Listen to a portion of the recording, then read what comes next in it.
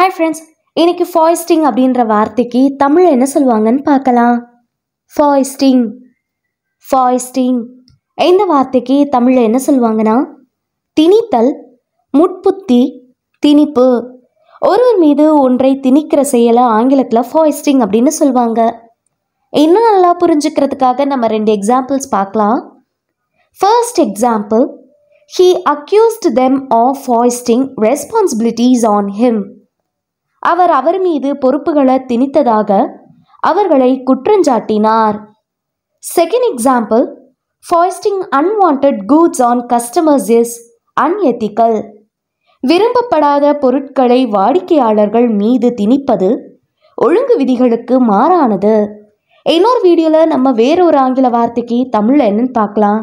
அது வரைக்கும் பை.